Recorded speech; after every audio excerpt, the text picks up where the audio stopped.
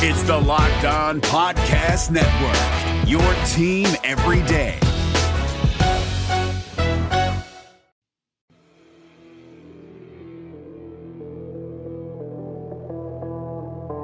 Our second bonus episode of the Locked On Bucs podcast this week dropping right now. You are Locked On Buccaneers, your daily Tampa Bay Buccaneers podcast, part of the Locked On Podcast Network, your team every day.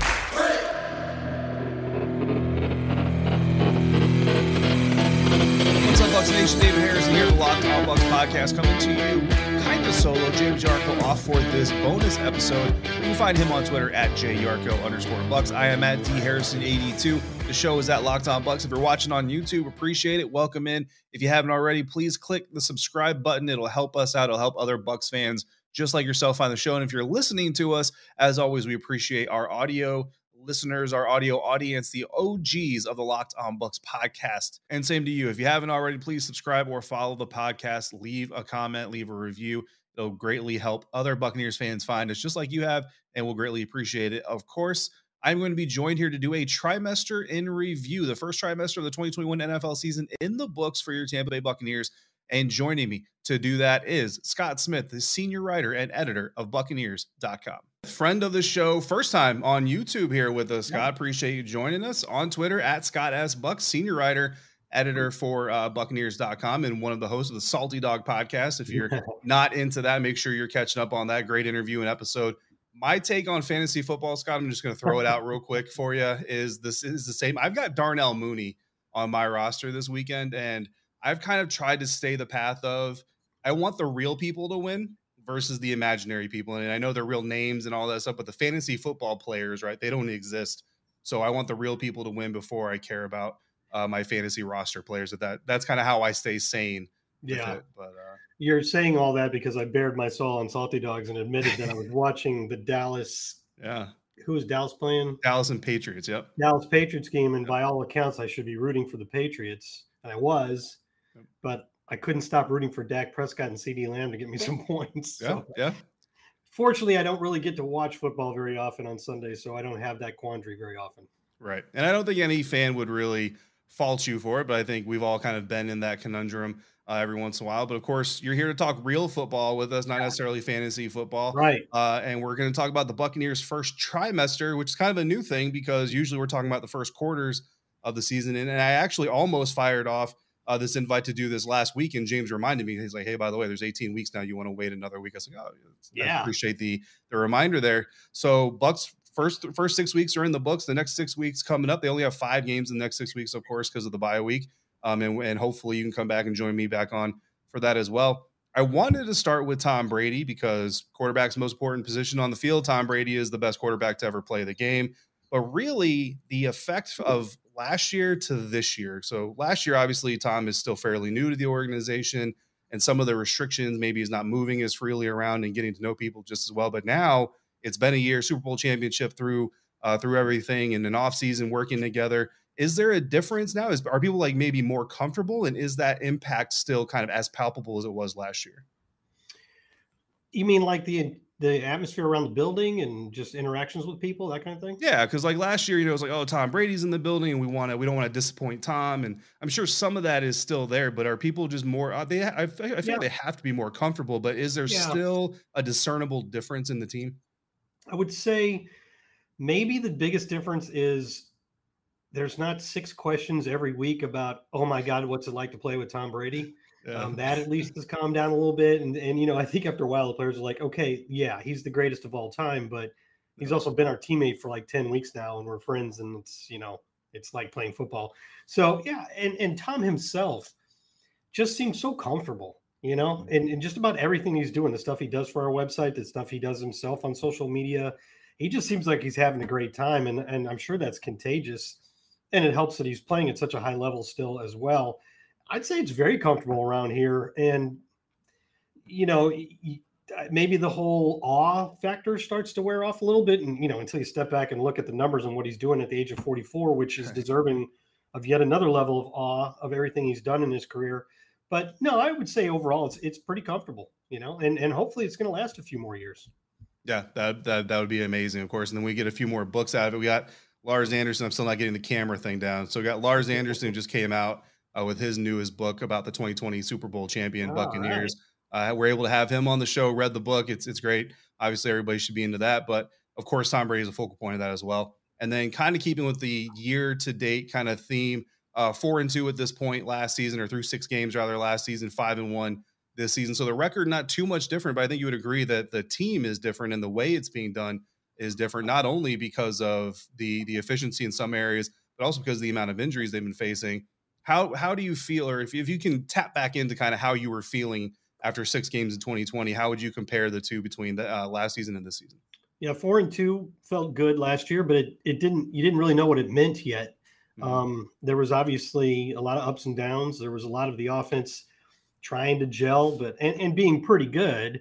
Had a couple big games like the Chargers game, but still, it was still coming together, you know. And even the defense probably wasn't really hitting its stride yet at that point. So it wasn't. I would say this year you go in every week feeling, at this point, after having been through this in 26 games, and we've won 20 of them since he arrived, I think that's right.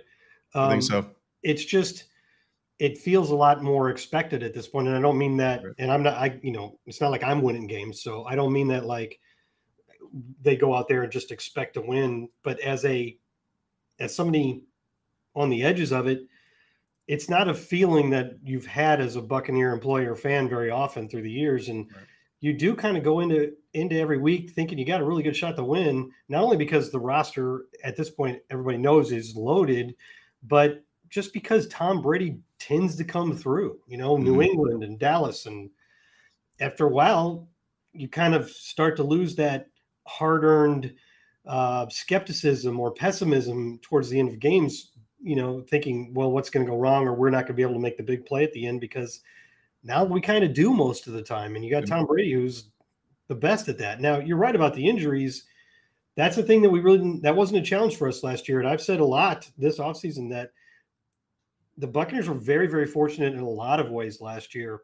Like tough road games on the playoffs with hardly any crowds. You normally have worse crowds, things like that. And one of the things they were very fortunate about, for the most part, was injuries. And I think that's true of a lot of playoff teams and Super Bowl champions. You get fortunate and don't lose a lot of key players to injuries. This year, it's been a bit more of a struggle. And so it's kind of a different kind of journey, especially on defense. And I think all the credit goes to Todd Bowles for just new guys coming in all the time, new guys with different skill sets than other ones, some that don't know the defense as well. And he's doing a good job of mixing and matching guys and scheming up for what we need on each particular game and getting by.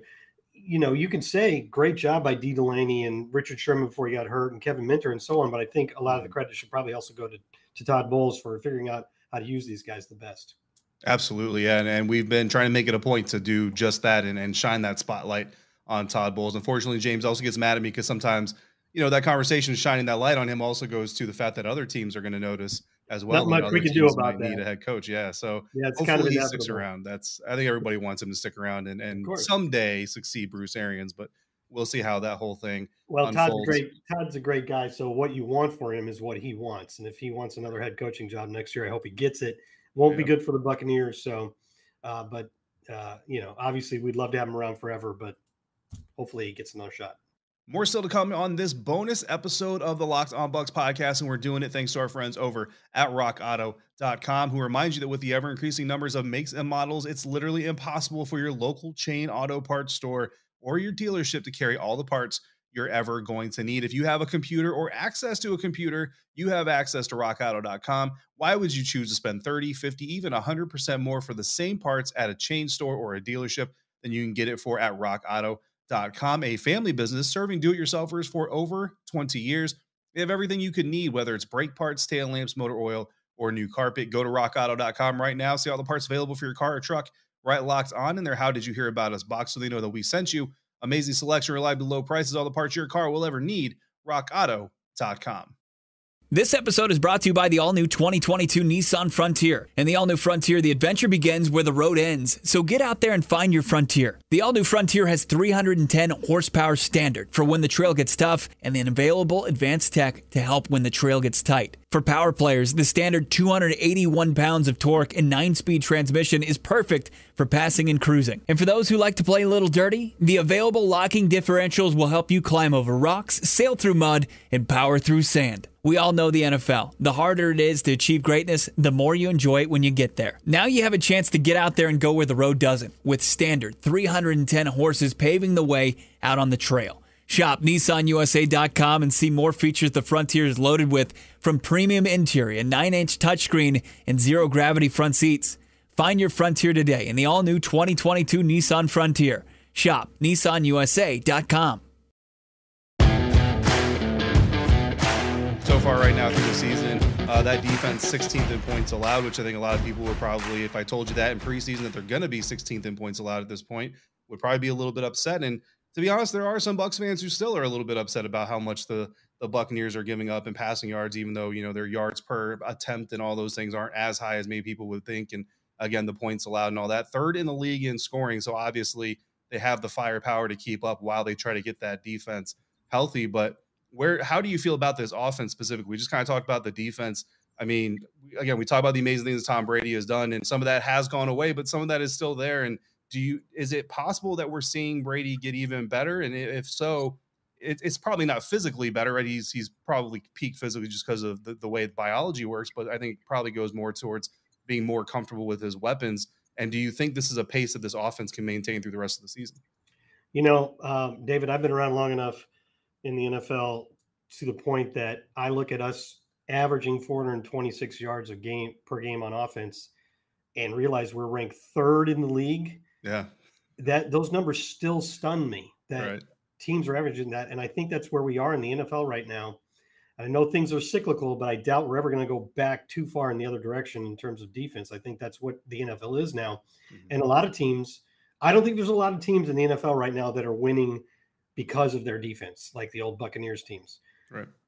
I think the main formula, the formula that works the best, and partially because offense tends to be less volatile from year to year if you keep the same players than defense does. Defense tends to be a lot more volatile in terms of results from year to year. You know, the Bucs, that's what makes the Bucs stretch from their last Super Bowl era so amazing, that the defense was good year after year after year.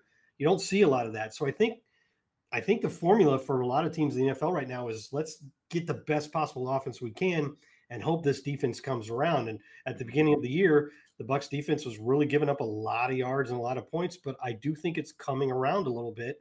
And, you know, when we start to get a few replacements back, guys that are injured, I think there's a chance for this team defensively to sort of hit its stride again like it did last year.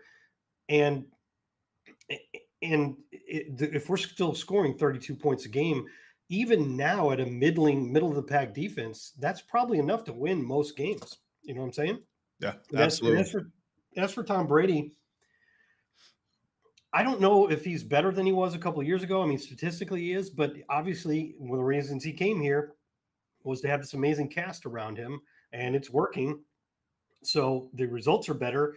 And I think part of that is he is doing a really good job, and so are the play callers, of taking what the defenses are giving us. So over the last 3 weeks in particular, these teams have been daring us to run, playing soft zones, trying to take away the big plays, and Tom's just, you know, cutting them to death with a million, you know, shallow cuts. And, you know, right now the Buccaneers lead the league in yards after the catch. That's someplace we've never been before. That's not the type of offense we've seen before, but that's what they're giving us. And Tom knows how to make that work. So he's playing as good as he ever has, I would say. You're probably right. A 44-year-old can't be in the same peak physical condition, even with his amazing regimen, that he was 10, 15 years ago.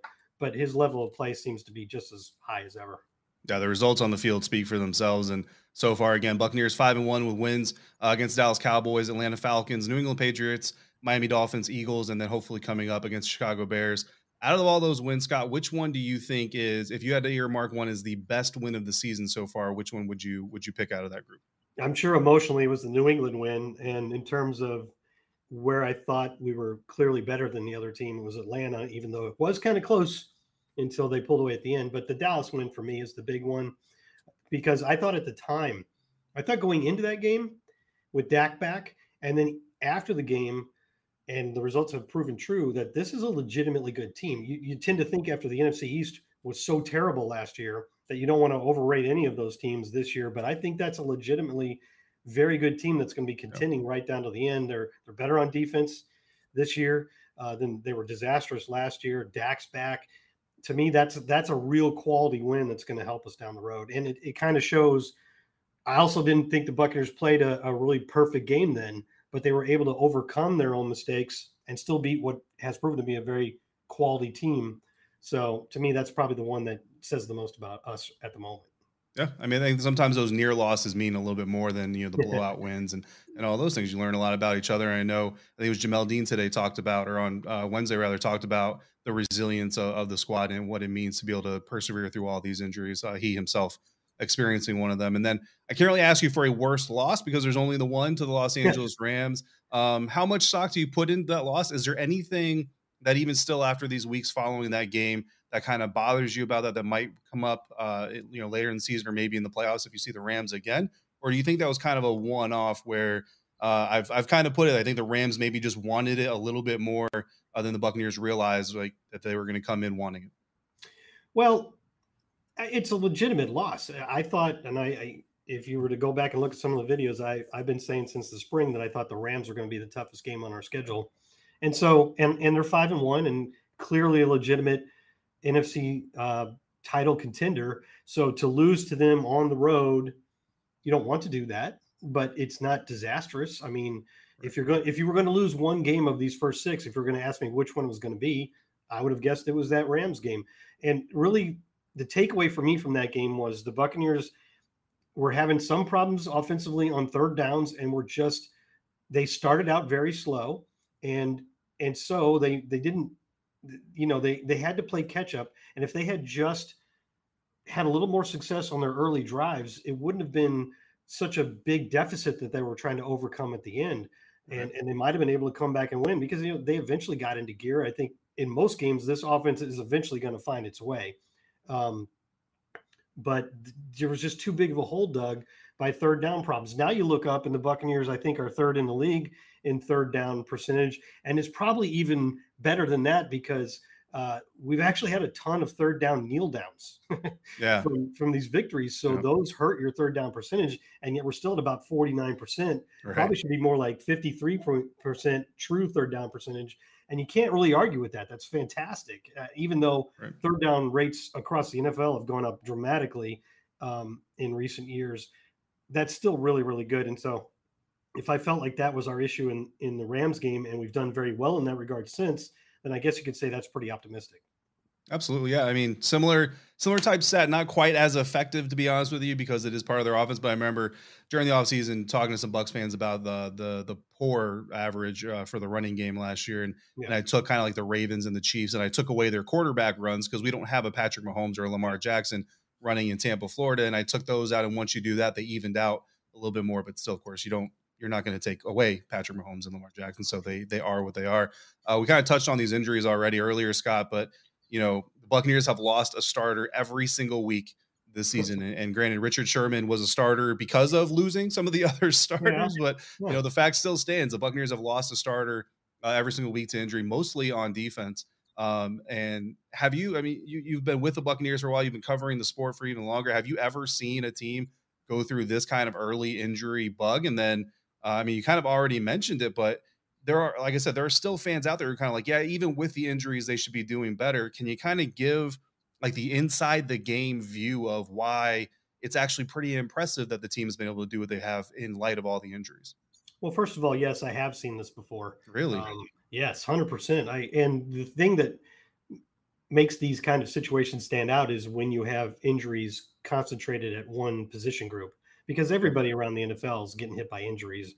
And, like Cleveland, the Giants, there's a lot of teams that have had terrible injury problems. San Francisco last year was ridiculous, but the Buccaneers' problems are concentrated in the secondary. And I can remember a few years back at this point, it's probably 5 or 6 years ago, when we were going to play Carolina, and we had so many guys on the defensive line injured.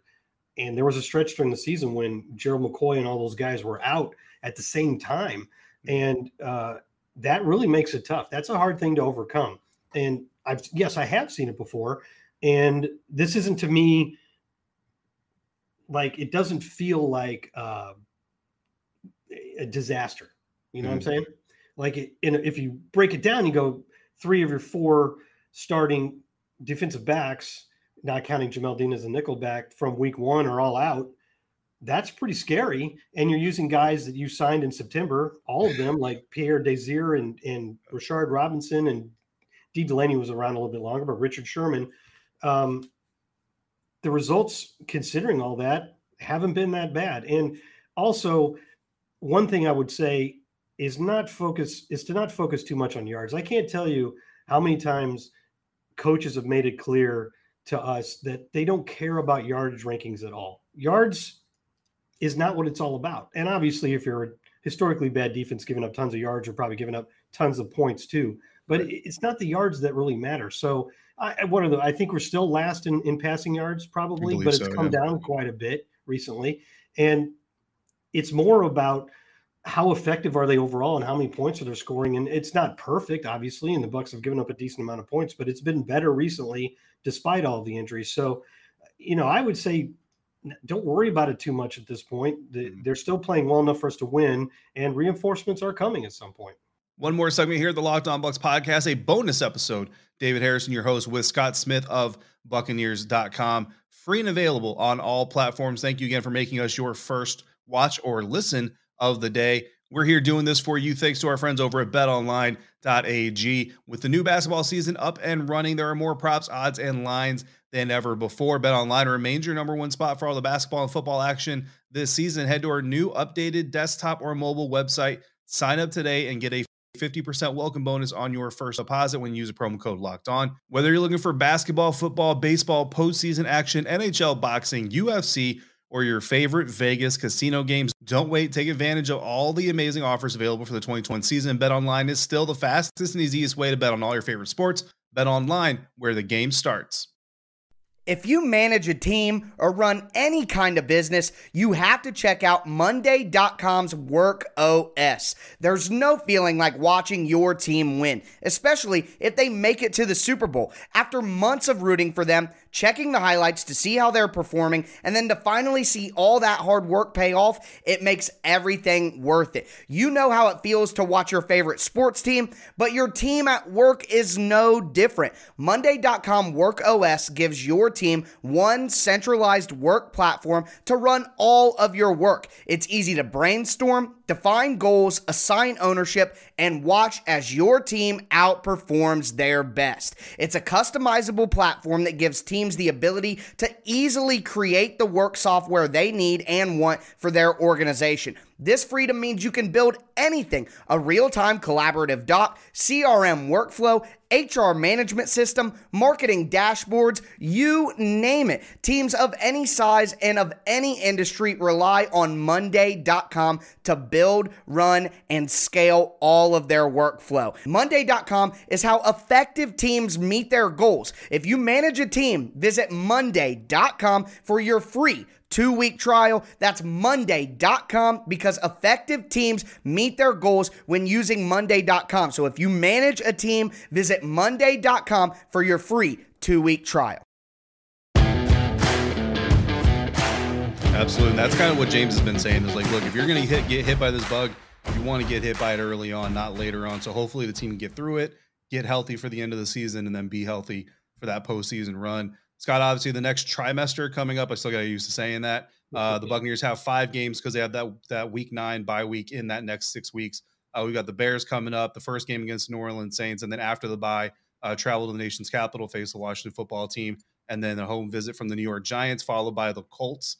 If there's if you put it on like a spice meter here, which of those games is the most worrisome, you think, for the Buccaneers moving forward? The Saints, obviously, and that's a game that the Buccaneers really need to win, because even last year went all the way. Of course, everybody would trade any other thing for winning the Super Bowl, but this team wants to win this division. And right, I know the Saints are a different team now. Drew Brees gone and Jameis Winston. Are they good? Are they not good? The defense is still very good. It's hard to tell yet if the Saints are close to as good as they were last year. But until we know for sure that they're not, I don't think we can count them out. And they've won the division 4 games in a row. They've 4 years in a row. They've had a couple games in that stretch where they were clearly the better team than us, and not just last year's 38-3 shellacking here, but a few others. And yeah, we overcame that to win in the playoffs last year, which was the most important game. But until we overcome the Saints, they've still got it on us. You know what I'm saying? And they've won the division. They swept us last year in the regular season. We just have had a hard time overcoming them because they tend to play very well in the games against us, and we tend to make mistakes. Yep. And they're a very complete team, or they were at least with Drew Brees. We don't know yet if this offense can be as good as it was. It's had some ups and downs this year, but to me, that's the game that the Buccaneers need to win to get to where they really want to go and win the division and be in the running for that one first-round bye if possible. Right. Absolutely. Yeah. I mean, division champs until they're not anymore, and beating them, especially in their house, would be a big step towards achieving that. Who knows? Michael Thomas may be coming back around that time. I don't know 100% what his status is, but that's going to give them a shot in the arm. Of course, a little bit more motivation there. Looking back at the trimester for the season, though, Scott, there's some surprises, just like there are every single year. I think I'm not going to call it the positive surprise, but the upside surprise, right? We'll call it that. Are the Cardinals, obviously 6-0. I don't think anybody predicted that. Kyler Murray, a leading MVP candidate for all the obvious reasons. Do you buy it? I'm going to steal from another show. Do you buy it or sell it, Kyler Murray, as an MVP candidate by the time the season wraps up? Yeah, I buy it. I think they've shown enough. They've gotten some really quality wins in the last couple of weeks against the Rams and the Browns. I think the Cardinals are for real. Yeah. And honestly, to be honest with you, I think all of the teams in the NFC that are 5-1 or better are for real. That's Dallas and Green Bay and the Rams and the Bucs and the Cardinals. And that's going to be a dogfight right to the end. I don't expect any of those teams to really tail off too much. Mm-hmm. And it's funny because the West does have Arizona and the Rams, right, but all those other teams are spread out between the other divisions. So there's a possibility that Packers will beat up on the rest of their division. You know, the Cowboys will beat up on the rest of their division. We'll see how it goes for us in the NFC South. But I kind of think you're going to end up with a very top-heavy NFC at the end and a really interesting and tough battle down the stretch. Yeah, absolutely. I heard you saying the same thing on the Salty Dogs podcast. I was nodding the entire time you said it there, just like I was here. Yeah, it's very interesting. And I mean, if anything, you're setting up for a lot of potential instant classic playoff matchups come January and February. On the other end of the spectrum, I guess if you have to say there's a surprise down team, it would be the Kansas City Chiefs. 3-3. I suppose if 500 is a down year, you know, through the first 6 games, a lot of teams would be appreciative of that being the down of their season. But what do you attribute that early season slump to? Because I mean, watching them play Washington football team last weekend, I mean, they definitely look like a team that deserves to be 500 right now. They've got other losses to the Ravens, Chargers, and Bills. So some say it's just a level of competition being risen up, and once they get past kind of that hard part of their schedule, you'll see that record kind of reflect their talent more. Do you agree with that line of thinking, or do you think maybe the Chiefs are getting caught up to it, maybe getting surpassed a little bit in the AFC? Well, the Ravens, Chargers, and Bills, that's a gauntlet. But if you're a team that's been in the last 2 Super Bowls and was widely considered one of the best, if not the best, one of the 2 best teams coming into this season, and you've got Patrick Mahomes, and he seems to find a way to win every game, you don't expect to lose all 3 of those games to your prime AFC contenders. But the thing about the AFC is I think Baltimore's the only 5-1 team, and nobody's 6-0, and the Bills are 4-2. So the Chiefs haven't really fallen too much off of the pace so far. So there's still plenty of time for them to reestablish their place at the top of that conference. But that defense, they've got to get that figured out in some way or another, because I guess what it's showing is that even with Patrick Mahomes, he's not going to be able to bail you out every single game if your defense is performing really, really poorly. No. And I don't know how they're going to fix it, to be honest with you. I think they've got some real personnel issues. I don't think it's a matter of injuries, right? I don't remember them having a ton of injuries. Not enough to warrant what's happening. Absolutely. Yeah, I still think Patrick Mahomes is going to pull them up a little bit, and they'll still end up being in the fight for the number 1 seed there in the AFC. But they're kind of, what they've basically done is kind of erase their margin for error, and they're going to need to really turn it up quite a bit, because I think the Bills are fantastic. The Ravens, look amazing at this point, and there's a couple other contenders out there too. So they're in a tough spot, but I wouldn't bet against Patrick Mahomes. No, absolutely. It's a weird circumstance to be in. Last year, around the Super Bowl time, everybody's talking about Patrick Mahomes and the Kansas City Chiefs being the next great NFL dynasty. And now here we are just months later, wondering if the Kansas City Chiefs have just completely fallen off. Of course, Scott, this weekend, the Buccaneers' next matchup, the Chicago Bears, we mentioned a couple times already. It's a little early. We're talking on Wednesday, just so everybody out there understands. But do you have a bold prediction or maybe some fantasy football advice for those out there looking for a guy to start from the Buccaneers roster this weekend? All right. Well, I can start with that part. My first thought again would have been to go to Antonio Brown, but I have to wait and see if he's available because he wasn't able to practice today with an ankle injury. I think that the type of defense that the teams are playing against us now, and I expect the Bears to do something similar, it lends itself to our best players who can get a lot of short passes and turn them into bigger gains. And I think AB is the number one guy in that regard. I also wouldn't rule out Leonard Fournette because he's running with a lot of confidence. Teams are daring us to run, and we're doing it. And the Bears' rush defense is not as good as all their defensive numbers are for the most part. Their rush defense really isn't top of the charts. I think they're giving up 129 yards per game. They may be without Robert Quinn. Akeem Hicks is dealing with a groin injury that he aggravated in the last game, so don't know if he's available or how close to 100% he'll be. Right. So I think there'll be a possibility for Leonard Fournette to have another good game. And if I wouldn't have touched any back in the Buccaneers backfield in fantasy when we were drafting or for the first month of the season. But at this point, it's pretty clear that you don't have to worry about Ronald Jones poaching from Leonard Fournette's fantasy stats. So at this point, if I could get Leonard Fournette, I would want him. Yeah, absolutely. I started at the end now. Was the rest of it just like about the Bears in general? Yeah, just like any thoughts about the Bears, any bold predictions you want to throw out there so that everybody can keep the receipts and throw them back at you if they don't come true? I get nervous about every game, and we've had some struggles against the Bears recently, and I don't expect this to be an easy win for the Buccaneers at all, but you do kind of sometimes sit back and go, well, the Bucs are averaging 32 points a game.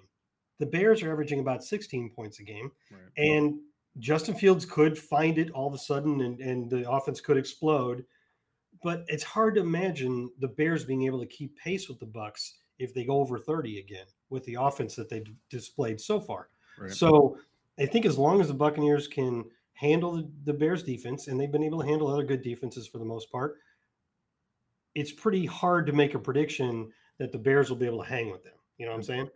And I'm hopeful that the Bears' struggles on the offensive line will make it a good defensive game for the Buccaneers, because that offensive line has not performed very well so far.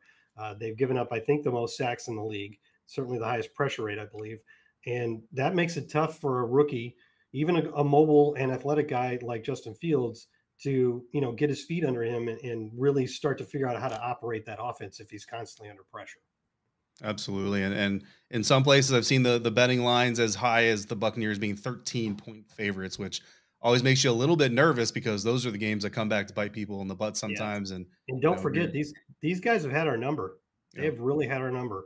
And I wouldn't get too confident about any game against the Bears right now. Absolutely. And great stuff from you as always, Scott. Appreciate you taking the time to speak with us today. Scott Smith, senior writer and editor over at Buccaneers.com, on Twitter at ScottAskBucks. If you're not reading, following, and of course listening over at the Salty Dogs podcast already, you definitely should be. Scott, thank you again. Yeah, trimester in review. Appreciate you joining me, and looking forward to talking to you again. Thank you, David. It's always a pleasure. I appreciate it.